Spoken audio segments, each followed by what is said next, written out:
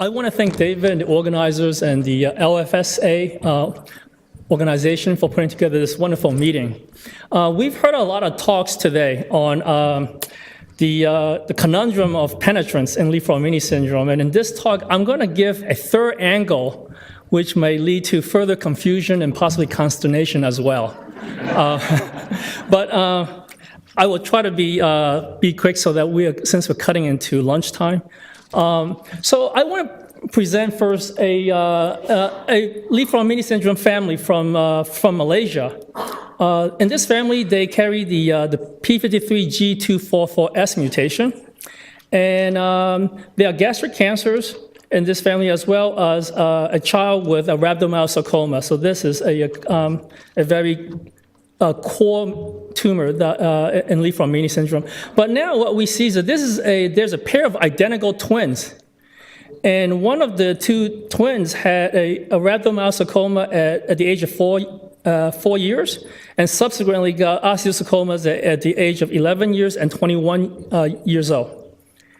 Her identical twin, up to age 21, has been cancer-free.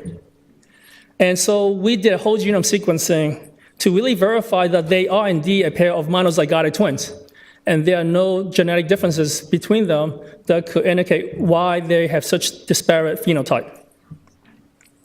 Another example is a pedigree that this was shown by Maria Isabel earlier today, where we have an extreme phenotype of an individual who had, by the age of 20, 19 tumors in her lifetime. And as you can see within her family, well, she has a brother with glioblastoma at the age of 19, but there are other individuals, let me use this, who are cancer-free, carriers who are cancer-free up to the age of 56. So the issue of penetrance is that we know that genetics, environment, and randomness all play a role in contributing to tumorigenesis. Certainly for genetics, the particular p53 mutations and genetic modifiers can play a role. There's no question about that. The environment also plays a role, and essentially the people are subject to different burdens of carcinogens. We know that plays a role. However, the third role that hasn't really been touched on is the fact that there are probably stochastic events that are important for tumorigenesis. And the reason why we know that is that p53 mutation is not sufficient for tumorigenesis. There needs to be other mutations that occur throughout the life of an individual for tumorigenesis to occur. And the mechanisms for that is that we know that every time a cell divides, there are random mutations. And so these mutations could be somatic mutations, but they could also be epigenetic alterations as well. I like to add to that is a third aspect is that the adaptive immune system is fundamentally a stochastic process that occurs in development. So that even between identical twins, the adaptive immune system are not the same. And we know that these events are required, for example, to lose the activity of the wild-type p53, as well as to gain mutations that increase growth, maybe impair DNA repair, and also impair cellular differentiation. So identical twins are an amazingly powerful system to study genetics, and there are very few pairs of identical twins that have Li-Fraumeni syndrome. So what we could do is we could engineer that into mice. So to study that, we take a mice as inbred mice in a C57 background that's homozygous for the most common mutation. This is in the 172 mutation is the 175 hotspot mutation in humans. And we can cross that into different genetic backgrounds that are all inbred. And so what we get is we can get an F1 hybrid that is a heterozygous mutation, p53, also in different genetic backgrounds. So we can examine the contribution that genetics plays to penetrance, as well as what the role that stochasticity of randomness plays. So what we see is that there are different genetic backgrounds that can change, that have different penetrance. So what I'm showing here is a survival curve for 2 of the 8 different genetic backgrounds that we've studied. One is the NOD F1 background, and the other is the AJ background. And in general, the NOD background has a delay, a median survival curve of about 3 months. And that's statistically significant. Moreover, the penetrance is different between these two genetic backgrounds. About 80% of the mice in the AJ background develop tumors, whereas only 67% of the mice in the NOD background develop tumors. So this is just to show, again, that genetics plays a role, but I want to turn this around in a different way. I want to turn it around in a way that even in the NOD background, these are among 28 genetically identical mice, only 67% develop tumors. So it means that the other 30+% do not get tumors. And they're genetically identical and grown in a laboratory environment. And this is just to show that there are, these are the percentage of mice that were presented with concurrent multiple tumors. But in these different 8 genetic backgrounds, the most common tumor types were lymphomas, followed by osteosarcomas, and then adenocarcinomas. And we see that in a particular background, for example, the AJ background, to be specific, it's the AJ hybrid background, they had a much increased risk for getting liposarcomas. These are the percentage of tumors that were liposarcomas, and which are much higher than the other genetic backgrounds. In the BAL-C hybrid background, there was an increased risk for getting angiosarcomas compared to the other backgrounds, and similarly, they had a lower risk for getting lymphomas in the BAL-C background. But the thing that I want to get back to again is that for any one of these genetic backgrounds, these are mice that are isogenic, grown in a laboratory condition. There is still a big heterogeneity in terms of when they present with a tumor. These are for females and these are for males. It ranges from as early as 5 months to about 20 months. And the penetrance is only about 58%. So these are isogenic mice that present tumors at very different ages and present with different tumor types as well. Now, before going on, what I want to say is that the reason that geneticists like to look for genetic modifiers to explain penetrance, and that makes a lot of sense.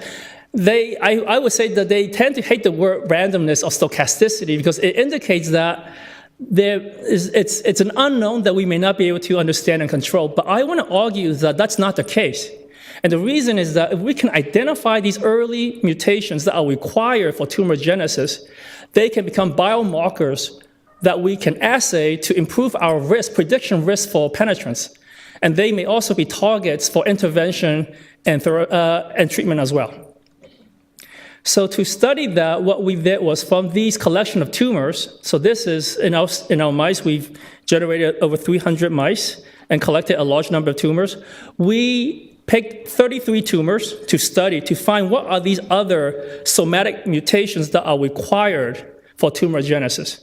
So among these 33 tumors that we picked, there was a large number of lymphomas and osteosarcomas and angiosarcomas. So we wanted to see whether the mice that present with concurrent tumors, do they share common mutations? Do the tumors that come from, that occur early or late, do they share common mutations, or what's the pattern of mutations that they present? And do tumors that come from different genetic backgrounds, whether they also have different patterns of mutations that they select for? So the first answer to one of these questions is that this is the tumor burden. These are point mutations of these tumors as a function of age at which these tumors occur. And the different colors basically represent the lymphomas or the non-lymphomas. And as you can see, the tumor burden does not increase with age. The second thing is that we look for copy number alterations in these tumors. And again, we see that they don't really, there's no correlation with age. What I want to emphasize here is that the point mutations are not, the burdens are not very high, whereas the copy number alterations are very high in these tumors. And in these tumors, there were 2 tumors that had a much higher mutation rate than the others. These were what we call outliers. or hyper mutation phenotypes. And these tumors had a very, so this is the number of mutations that they have that they carry on a log scale. They had the highest expression of a gene called AICDA. This is a gene that's involved in the aid process in B cells for hypermutation of the heavy and light chain of the immunoglobulin. And so we, from genome sequencing and for RNA sequencing, we identified that these are in fact B cell lymphomas. However, the mutations that are increased here is across the entire genome. So there must be a dysregulation of this gene in terms of creating mutations at other genomic locations besides the heavy and light chain of the immunoglobulin. There are very few, again, very few point mutations creating recurrently mutated genes. And that's emblematic of the fact that the point mutation burden were not very high in these tumors. However, as I mentioned before, the main driver appears to be genome instability leading to copy number alterations. So what I'm showing here are oncogenes that are amplified with copies that are 4 or higher, as well as tumor suppressors that are homozygously deleted in these tumors.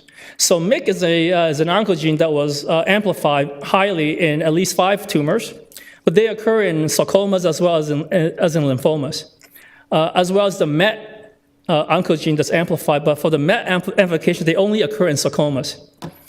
RB1, NF1, SUFU, and PTEN were rare. These were homozygously deleted, but the occurrence was rare in the tumors that we studied. Now, what's the most common event in these tumors is that is the loss of wild-type p53. And what I'm showing here is that these are the tumors that had LOH of p53, and these were the tumors that actually retained the wild-type p53.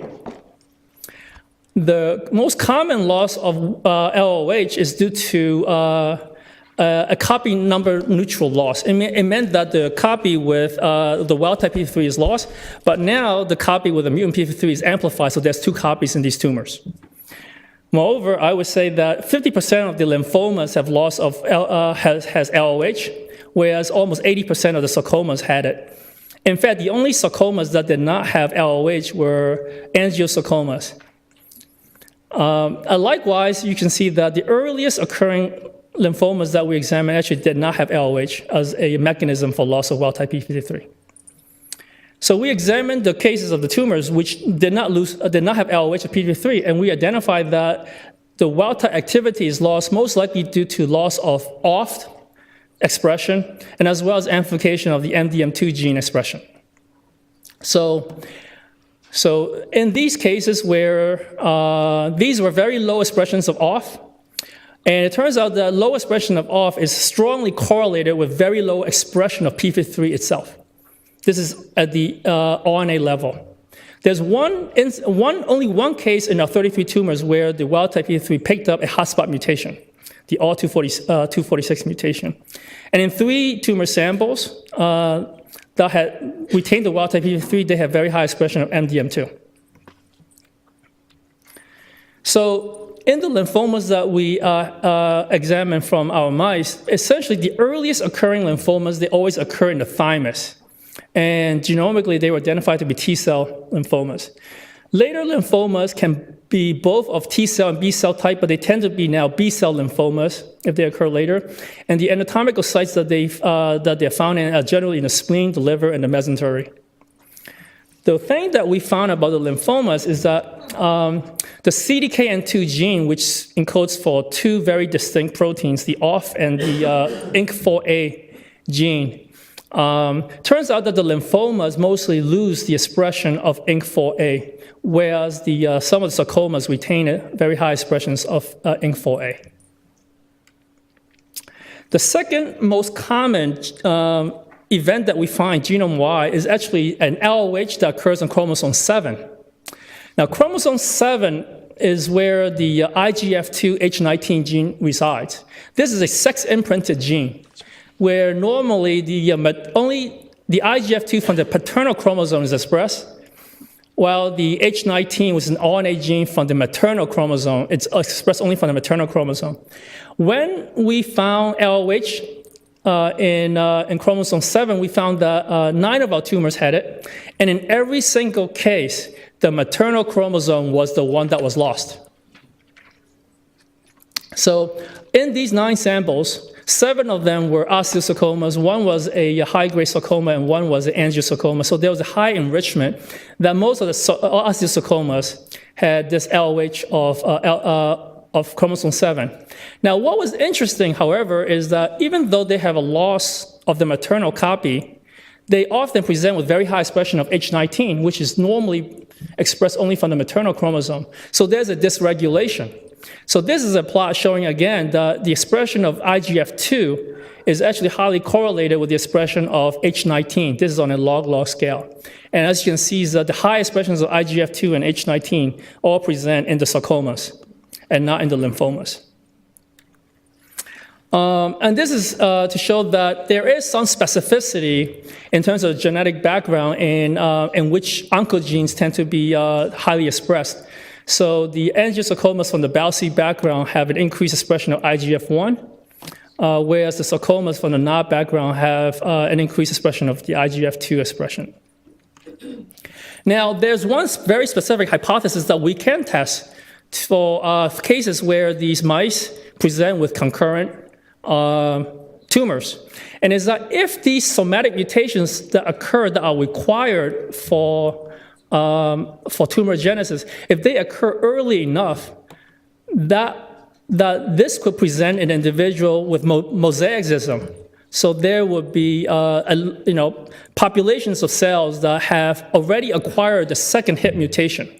So that you can imagine that they would have higher risk for getting multiple tumors, and also for an earlier tumor incidence. So what we did is that we examined in the cases where these are mice that present with 3 tumors and these other mice that present with 2 tumors concurrently, we examined to see whether any of these mutations, of these tumors, share any common mutations that would indicate that perhaps an early hit occurred early in development and led to mosaicism. And in every single case that we examined, these tumors did not share any common mutations. They appear to be completely independent, and as well as even the mechanisms by which they lose the wild-type p3 is also different in these concurrent tumors as well. So lastly, I want to present, going back to this extreme phenotype individual who presented with 19 tumors in her lifetime up to the age of 20 years. What we sequenced 4 of her tumors. And I will very briefly say is that in addition to the R337H mutations that she carries, she also carries a germline mutation, a stop-gain mutation in a hemoglobulin gene. So she was identified to be anemic and put on folate supplementation. This is not a de novo mutation. This is actually another mutation, germline mutation, that is carried through her family. So we took her adrenocortical carcinoma, a leiomyosarcoma, a sarcoma age 14, and another sarcoma age 18.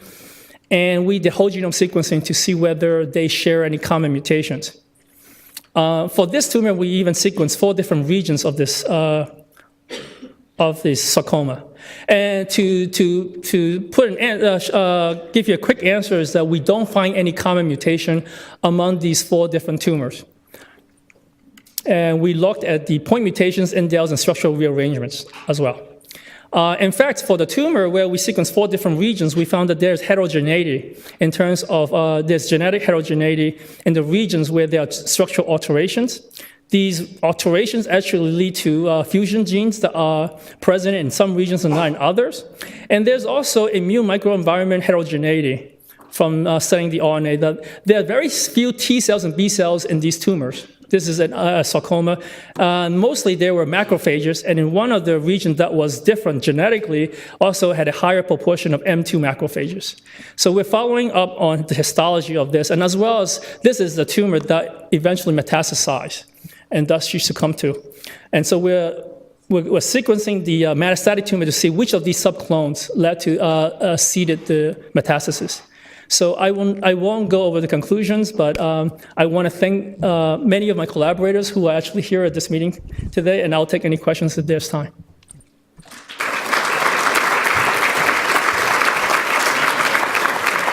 Thank you, Dr. Chang. Do you have a question for the speaker? Just a comment. Sure. I thought it was quite interesting that your tumors had frequent copy-neutral LOH of the IGF-2 locus.